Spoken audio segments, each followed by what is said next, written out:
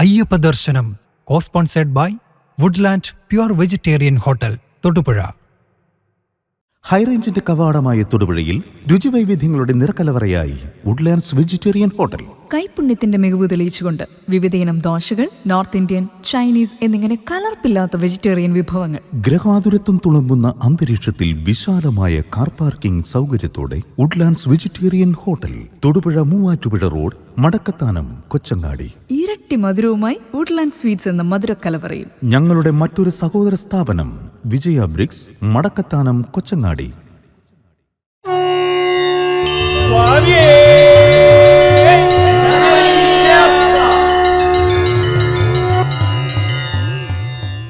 സ്വാമിയേ ശരണമയ്യപ്പ, സ്വാമിയേ ശരണമയ്യപ്പ, സ്വാമിയേ ശരണമയ്യപ്പ. ഹരിഹരസുതനാനന്ദചിത്തനയ്യനയ്യപ്പ, സ്വാമിയേ ശരണമയ്യപ്പ. ശബരിമല തിരുനട തുറന്നിട്ട് 52ാമത് ദിവസത്തിലേക്ക് പ്രവേശിക്കുകയാണ്. ആചാരമര്യാദകളുടെ നേരിട്ടുള്ള ലംഘനം കഴിഞ്ഞ എപ്പിസോഡിൽ പ്രത്യേകം പ്രസ്താവിച്ചത് ഏവരുടെയും ശ്രദ്ധയിൽപ്പെട്ടിട്ടുണ്ടാവും. അതുകൊണ്ട് തന്നെ നമ്മൾ ശബരിമല തീർത്ഥാടകർ കഴിയുന്നതും സന്നിധാനത്തെ ആചാര പരിരക്ഷിക്കുന്നതിന് ചെയ്യാവുന്ന കാര്യങ്ങളെല്ലാം ചെയ്യേണ്ടതാണ്. ശബരിമലയിൽ മാത്രമല്ല, 10 വയസ്സ് മുതൽ 50 വയസ്സ് വരെയുള്ള അമ്മമാർക്ക് പ്രവേശനമില്ലാത്തത് എന്ന് ഈ എപ്പിസോഡിൽ അച്ചൻകോവിൽ, ആര്യങ്കാവ്, കൊളത്തൂപ്പുഴ ഈ 3 ക്ഷേത്രങ്ങളെക്കുറിച്ചുള്ള വിവരണത്തിൽ ഒരു ക്ഷേത്രത്തിൽ ഈ പറഞ്ഞ പ്രായപരിധിയിലുള്ളവർക്ക് പ്രവേശിച്ചുകൂടാ എന്ന വസ്തുത മനസ്സിലാവുമ്പോൾ ശബരിമലയിൽ മാത്രമാണ് സ്ത്രീകൾക്ക് പ്രവേശന നിഷേധം ഉള്ളത് എന്ന് പറയുന്നത് ശരിയല്ലെന്ന് മനസ്സിലാവും. സനാതനധർമ്മം ഒരിക്കലും അമ്മമാരെ, സ്ത്രീകളെ മാറ്റി നിർത്തുന്നില്ല. സ്ത്രീകൾ മാത്രം പൂജാരിണികളായിട്ടുള്ള ക്ഷേത്രങ്ങൾ കേരളത്തിലുണ്ട്. ഏറ്റവും പ്രമുഖമായ നാഗരാജ ക്ഷേത്രം മണ്ണാറശാല, അവിടുത്തെ പൂജാരിണി ആ കുടുംബത്തിലെ ഏറ്റവും പ്രായമായ അമ്മയാണ് എന്നുള്ള വസ്തുത ഓർമ്മിക്കുക.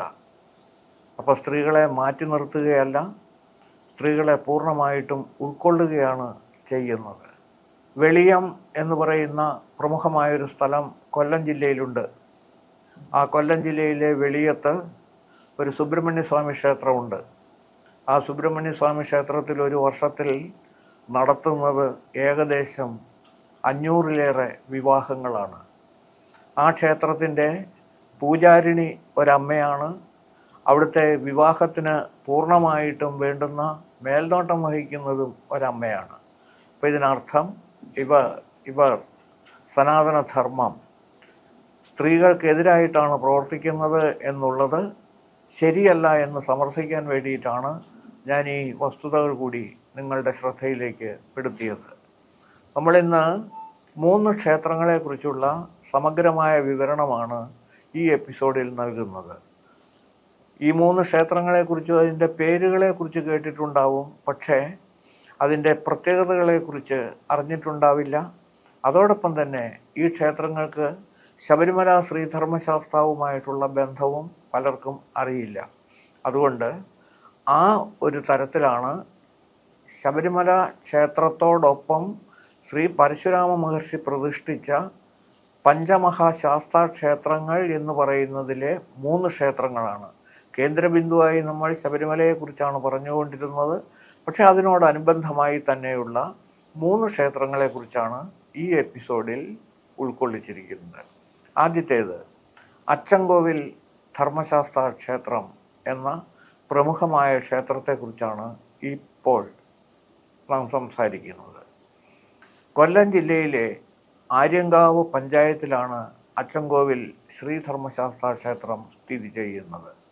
പുനലൂരിൽ നിന്നും കോന്നിയിൽ നിന്നും തിരുവനന്തപുരത്ത് തെന്മല വഴിയും അച്ചൻകോവിലെത്താം. തമിഴ്നാട്ടിലെ ചെങ്കോട്ടയിലെത്തി തുടർന്ന് അവിടെ നിന്നും വീണ്ടും കേരളത്തിലെ അച്ചൻകോവിലെത്തുന്ന റൂട്ടാണ് തിരുവനന്തപുരത്ത് നിന്നും ഉള്ളത്. അപ്പോൾ എളുപ്പം ഇതല്ല, കോന്നിയിൽ നിന്ന് പോകുന്നതോ പോകുന്നതാണ് കൂടുതൽ എളുപ്പം. പ്രധാന മൂർത്തി പൂർണ്ണ പുഷ്കല സമേതനായിട്ടുള്ള ശ്രീധർമ്മശാസ്താവാണ്. ഈ പ്രദേശത്ത് പരശുരാമൻ സ്ഥാപിച്ച 5 ക്ഷേത്രങ്ങളിൽ അച്ചൻകോവിൽ, ആര്യങ്കാവ്, കൊളത്തൂപ്പുഴ, കാന്തമല, ശബരിമല, ഇതിൽ പരശുരാമന പ്രതിഷ്ഠിപ്പിക്കപ്പെട്ടിട്ടുള്ള വിഗ്രഹം എന്നുവെച്ചാൽ ഏറ്റവും പഴക്കമേറിയ വിഗ്രഹം അച്ചൻകോവിലിൽ മാത്രമാണുള്ളത് എന്നും വിശ്വസിക്കപ്പെടുന്നു. കുളത്തൂപ്പുഴയിൽ ബാല്യം, ആര്യങ്കാവിൽ കൗമാരം, അച്ചൻകോവിലിൽ ഗൃഹസ്ഥം, കാന്തമലയിൽ വാനപ്രസ്ഥം, ശബരിമലയിൽ സന്യാസം എന്നീ അവസ്ഥകളിലാണ് ശാസ്താവ് എന്നാണ് സങ്കല്പം. അച്ചൻകോവിൽ ശാസ്താവിൻ്റെ കയ്യിൽ ചിന്മുദ്രയില്ല. ശാസ്താവിഗ്രഹത്തിൻ്റെ കയ്യിൽ ചന്ദനമാണ് അരച്ചു വച്ചിരിക്കുന്നത്. അപ്പോൾ അതെന്താ ഇതിന് കാരണം എന്ന് പലർക്കും സംശയം തോന്നാം. വിഷം തീണ്ടിയവർക്ക് ഇത് കൊടുത്താൽ വിഷമിറങ്ങുമെന്ന പ്രബല വിശ്വാസമുണ്ട്. ഇത് വളരെ അത്ഭുതത്തോടുകൂടി നമ്മുടെ പത്രപ്രവർത്തകർ പോയി ഇതിൻ്റെ സത്യാവസ്ഥ അന്വേഷിച്ച് റിപ്പോർട്ട് ചെയ്തിട്ടുണ്ട്. ഇത് സംബന്ധമായിട്ടൊരു ഫീച്ചർ തന്നെ മലയാള മനോരമ ഇറക്കിയിട്ടുണ്ട്.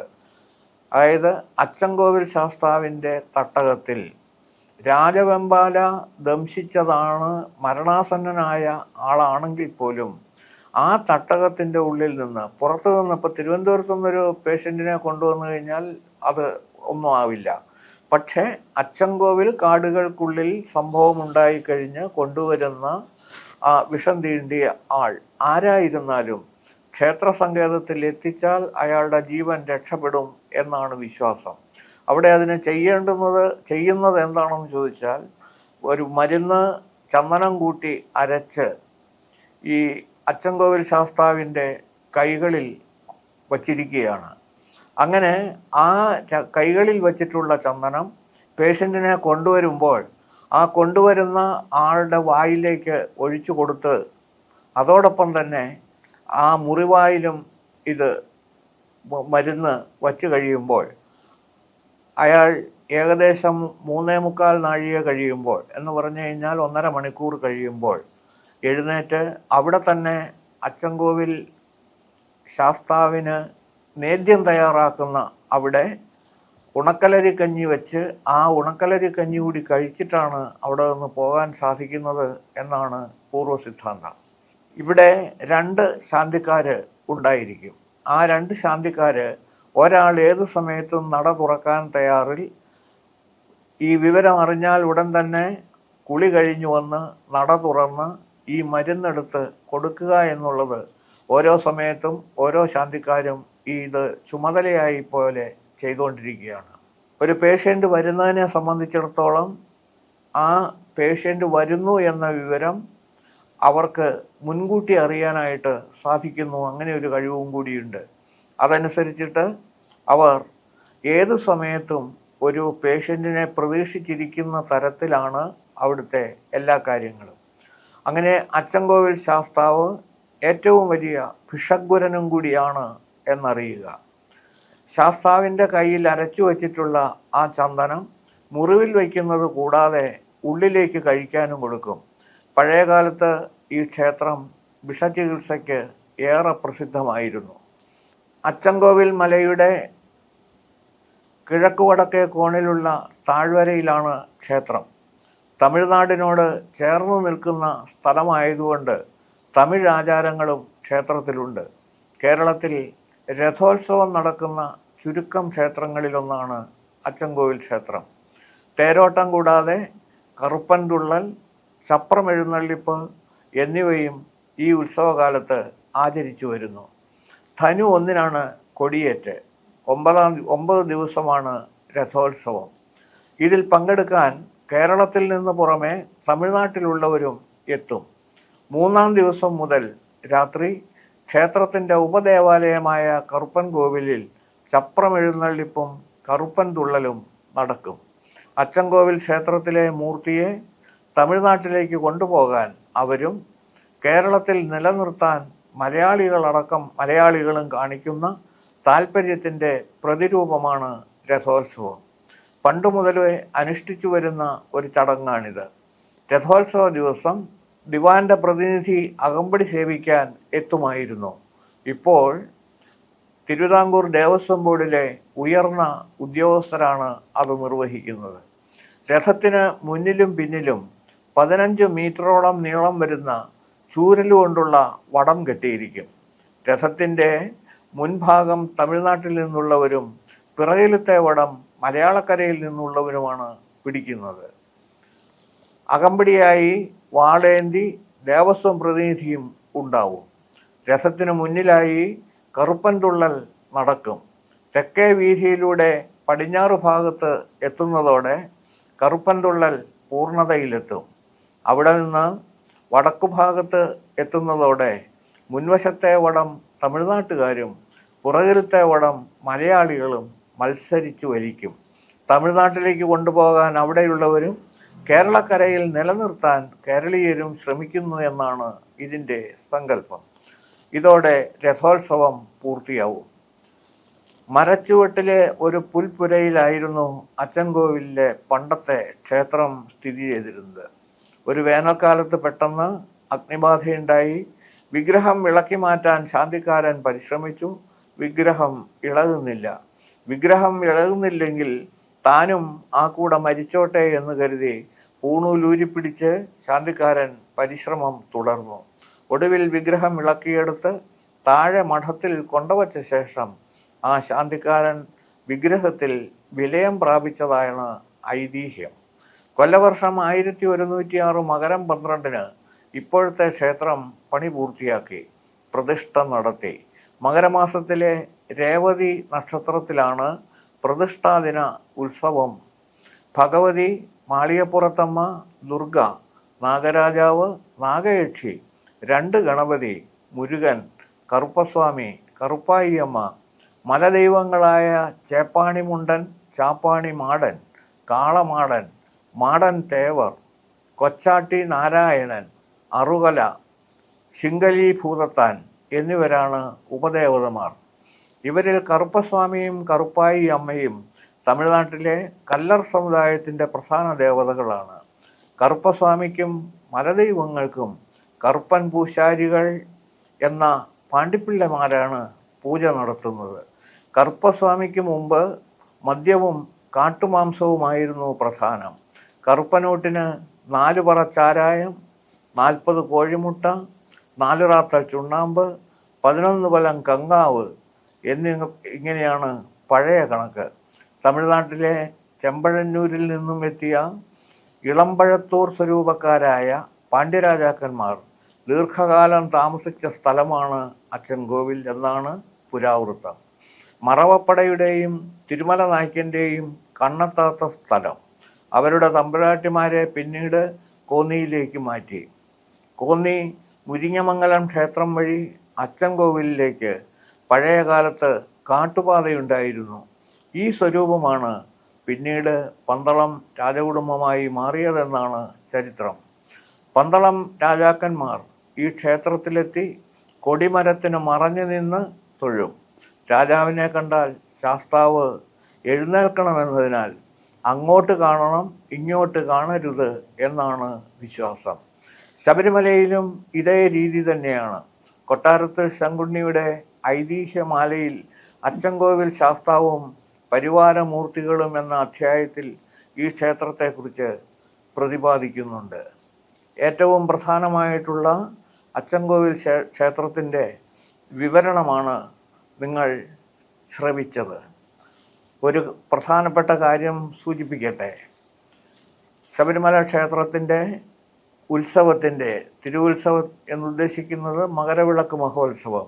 ആ ഉത്സവത്തിൻ്റെ സമാപനത്തിലേക്ക് നമ്മൾ എത്തുകയാണ്. കേവലം ദിവസങ്ങൾ കഴിയുമ്പോൾ തിരുവാഭരണം ചാർത്തിയുള്ള ദീപാരാധന, ആ ദീപാരാധനയ്ക്ക് ശേഷമുള്ള തിരുവുത്സവം, അതിൻ്റെ 7-ാം ദിവസം തിരുനട അടയ്ക്കും. ഈ വർഷത്തെ തിരുവുത്സവത്തിന് അഥവാ വ്രതക്കാലത്തിന് ശുഭാപ്തി നേരാനായിട്ട് സാധിക്കുകയാണ്. പ്രധാനപ്പെട്ട 1-2 കാര്യങ്ങൾ സൂചിപ്പിക്കുന്നു. തിരക്ക് യാതൊരു വിധത്തിലും കൺട്രോൾ ചെയ്യാൻ കഴിയാത്ത അത്രമാത്രമുള്ള തിരക്ക്. നാട്ടിലെ റോഡുകൾ മുഴുവനും നേരെ ശബരിമലയിലേക്ക് എന്ന നിലയിൽ തീർത്ഥാടകരും വാഹനങ്ങളും ശബരിമലയിലേക്ക് ഒഴുകിയെത്തിക്കൊണ്ടിരിക്കുകയാണ്. നിങ്ങളുടെ അയ്യപ്പന് സമർപ്പിക്കാൻ കൊണ്ടുവരുന്ന ഇരുമുടിയിൽ 1 ഗ്രാം പോലും പ്ലാസ്റ്റിക് സാധനങ്ങൾ യാതൊന്നും ഇരുമുടിയിലില്ല എന്ന് ഒന്നാമത് ഉറപ്പാക്കണം. രണ്ടാമത്, നിങ്ങൾ പനിനീരും തേനും സന്നിധാനത്തേക്ക് കൊണ്ടുവരേണ്ടതില്ല. അങ്ങനെ കൊണ്ടുവരാൻ തയ്യാറെടുക്കുന്ന പക്ഷം 2 വിരൽ നീളമുള്ള ചെറിയ പ്ലാസ്റ്റിക് കുപ്പികൾ അവിടെ ഉപേക്ഷിക്കേണ്ടതായി വരും. അതുകൊണ്ടൊരു കാരണവശാലും ഈ 2 സാധനങ്ങൾ കൊണ്ടുവരേണ്ട. പക്ഷേ നിങ്ങൾ വഴിപാട് സാധനങ്ങൾ വാങ്ങുമ്പോൾ നിങ്ങൾക്ക് തേനും കിട്ടും, അതുപോലെ തന്നെ പനിനീരും കിട്ടും. പനിനീര് കളഭം അലിയിക്കുന്നതിന് വേണ്ടിയിട്ടും തേൻ പൂജാദ്രവ്യമായി തയ്യാറാക്കുന്ന ത്രിമധുരത്തിലും ചേർത്ത് കഴിയുമ്പോൾ അത് രണ്ടും നമുക്ക് ഉപേക്ഷിക്കാനായിട്ട് സാധിക്കും. ഇത് പ്രധാനപ്പെട്ട ഒന്നാമത്തെ കാര്യം. രണ്ടാമത്തെ കാര്യം, യാതൊരു കാരണവശാലും എവിടെ ചെന്നോ അവിടെ നിന്ന് കിട്ടുന്ന പാത്രത്തിൽ ഭക്ഷണം കഴിക്കാം എന്നുള്ള ആ ഒരു തീരുമാനം ഒഴിവാക്കിക്കൊണ്ട് ഓരോരുത്തരും അവരവർക്ക് ഭക്ഷണം കഴിക്കാനുള്ള ഒരു സ്റ്റീൽ പ്ലേറ്റും വെള്ളം കുടിക്കാനുള്ള ഒരു സ്റ്റീൽ ഗ്ലാസും കയ്യിൽ കരുതണം. ഇത് നമ്മൾ മുഖാന്തരം ശബരിമലയിലോ പമ്പയിലോ ഉപേക്ഷിക്കപ്പെട്ടേക്കാവുന്ന പ്ലാസ്റ്റിക് കോട്ടഡ് ഗ്ലാസും പ്ലാസ്റ്റിക് കോട്ടഡ് പ്ലേറ്റും ഒഴിവാക്കുന്നതിന് വേണ്ടിയാണ് ഓരോ സ്വാമിമാരും ഇതൊരറിയിപ്പായിട്ടും ഇതൊരപേക്ഷയായിട്ടും പരിഗണിച്ചുകൊണ്ട് അപ്രകാരം ചെയ്യണമെന്ന് പ്രാർത്ഥിക്കുന്നു. 3 ക്ഷേത്രങ്ങളെക്കുറിച്ചാണ് ഇന്ന് നമ്മൾ പ്രതിപാദിക്കാൻ തയ്യാറായത്. അച്ചൻകോവിലാണ് നേരത്തെ നമ്മൾ വിശദീകരിച്ചത്. അടുത്തത് അതേപോലെ തന്നെ പ്രമുഖമായിട്ടുള്ള ആര്യങ്കാവ് ധർമ്മശാസ്ത്ര ക്ഷേത്രത്തെക്കുറിച്ച് നമുക്ക് അടുത്ത ഭാഗം ശ്രദ്ധിക്കാം. പരശുരാമനാൽ പ്രതിഷ്ഠിതമായ പഞ്ചമഹാശാസ്താ ക്ഷേത്രങ്ങളിൽ ഒന്നാണ് ആര്യങ്കാവ് ശ്രീധർമ്മശാസ്ത്ര ക്ഷേത്രം. കൊല്ലം തിരുമംഗലം ദേശീയപാതയുടെ തീരത്ത് ഏകദേശം 35 അടി താഴ്ചയിലാണ് ക്ഷേത്രം. ഇവിടെ കിഴക്കോട്ട് ദർശനമായ കൗമാരശാസ്താവാണ് പ്രതിഷ്ഠ. ക്ഷേത്രത്തിലേക്കുള്ള പടവുകൾ പകുതി ഇറങ്ങുമ്പോൾ ഇടതുവശത്തായി അയ്യപ്പൻ്റെ കാവൽ ദൈവങ്ങളായ കറുപ്പസ്വാമിയെയും കറുപ്പായി അമ്മയെയും പ്രതിഷ്ഠിച്ചിട്ടുണ്ട്. പടികൾ അവസാനിക്കുന്നതിന് മുമ്പിലായി ഒറ്റക്കല്ലിൽ തീർത്ത തൃക്കല്യാണ മണ്ഡപം ദ്രാവിഡ നിർമ്മാണ ശൈലിയിൽ നിർമ്മിച്ചിരിക്കുന്ന പൊക്കമേറിയ തറയാണിത്. ക്ഷേത്രത്തിന് തൊട്ടടുത്തായി കല്ലടയാർ ഒഴുകുന്നു. ഈ ക്ഷേത്രത്തിലെ നാലമ്പലത്തിനുള്ളിൽ 10നും 50നും മധ്യപ്രായമുള്ള സ്ത്രീകൾക്ക് പ്രവേശനമില്ല. ഇവിടെ നമ്മൾ ആലോചിക്കേണ്ടത്, ശബരിമലയിൽ മാത്രമാണ് സ്ത്രീകൾക്ക് പ്രവേശനമില്ലാത്തത് എന്ന് പറഞ്ഞിരുന്നിടത്ത് നമ്മുടെ അറിവിൽ മറ്റൊരു ക്ഷേത്രം കൂടി ഇതേപോലെ കടന്നു വരികയാണ്.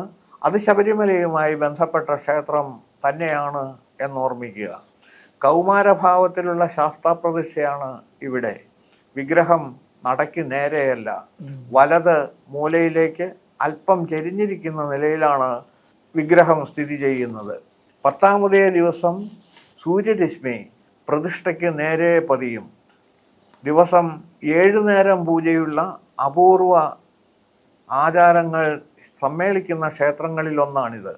കൊല്ലം ചെങ്കോട്ട റോഡിലാണ് ഈ ക്ഷേത്രം. ധനുമാസത്തിൽ നടക്കുന്ന ഈ ക്ഷേത്രത്തിലെ ഉത്സവത്തിന് അത്യപൂർവമായ ഒരു ചടങ്ങുണ്ട്, തൃക്കൈ കല്യാണം.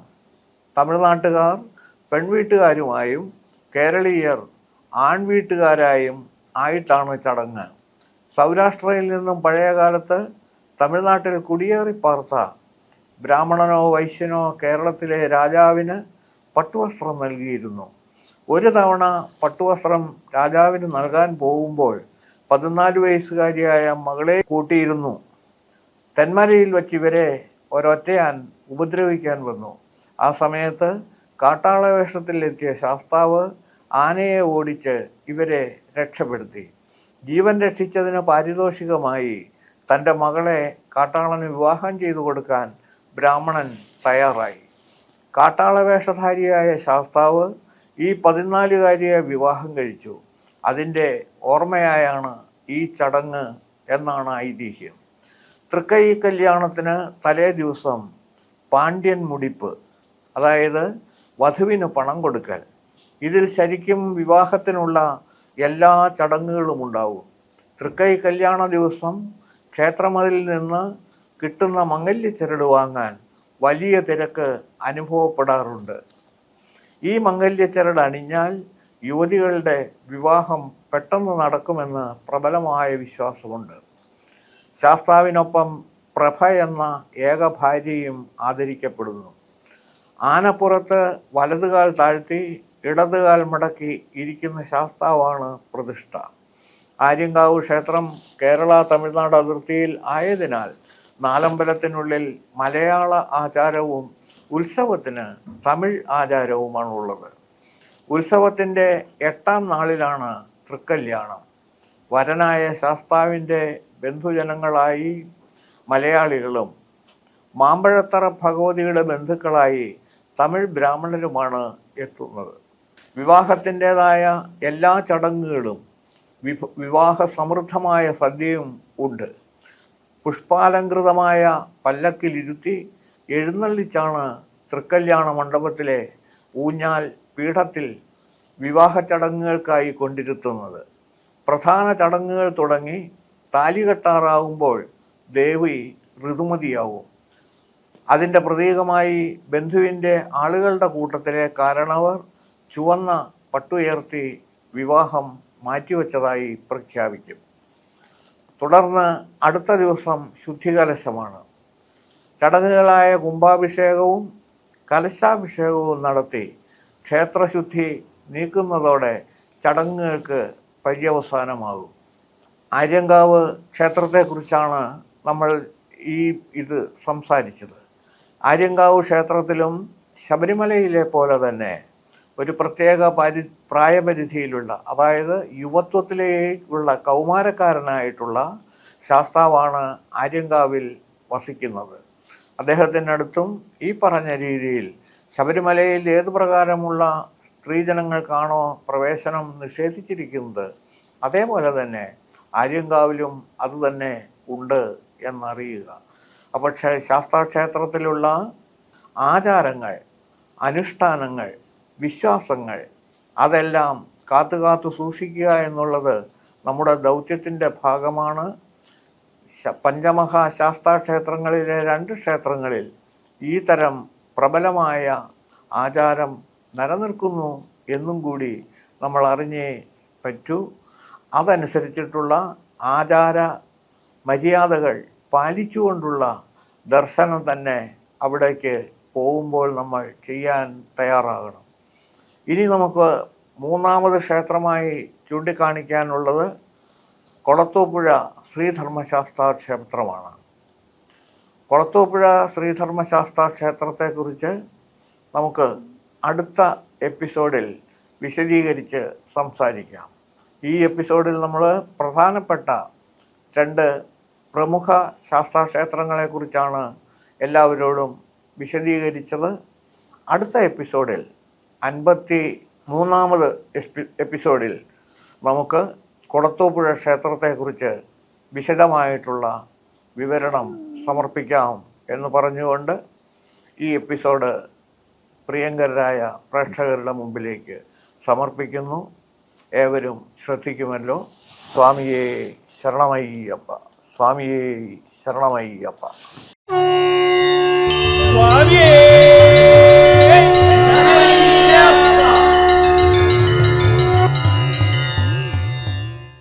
അയ്യപ്പ ദർശനം co-sponsored by Woodland pure vegetarian hotel Thodupuzha.